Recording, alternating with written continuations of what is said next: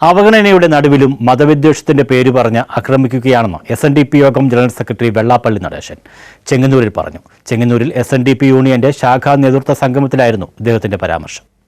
SNDP Chengannur union ശാഖായോഗങ്ങളുടെ നേതൃത്വ സംഗമം Kodukulanji grace ഓഡിറ്റോറിയത്തിൽ ജനറൽ സെക്രട്ടറി വെള്ളാപ്പള്ളി നടേശൻ ഉദ്ഘാടനം ചെയ്തു. ചെങ്ങന്നൂർ യൂണിയന്റെ കീഴിലുള്ള 48 ശാഖകളിലെ ഭാരവാഹികൾ, കുടുംബ യൂണിറ്റ് ഭാരവാഹികൾ, പോഷക സംഘടനാ ഭാരവാഹികൾ ഉൾപ്പെടെയുള്ള പ്രതിനിധികൾ സംഗമത്തിൽ പങ്കെടുത്തു. SNDP യോഗം വൈസ് പ്രസിഡന്റ് തുഷാർ വെള്ളാപ്പള്ളി സംഘടനാ വിശദീകരണം നടത്തി. സംഘടനാ സന്ദേശം യോഗം ദേവസ്വം സെക്രട്ടറി അരയാക്കണ്ടി സന്തോഷ് നിർവഹിച്ചു.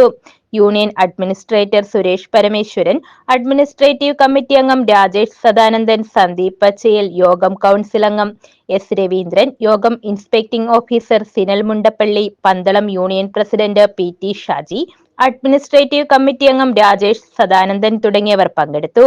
News bureau, Chengannur.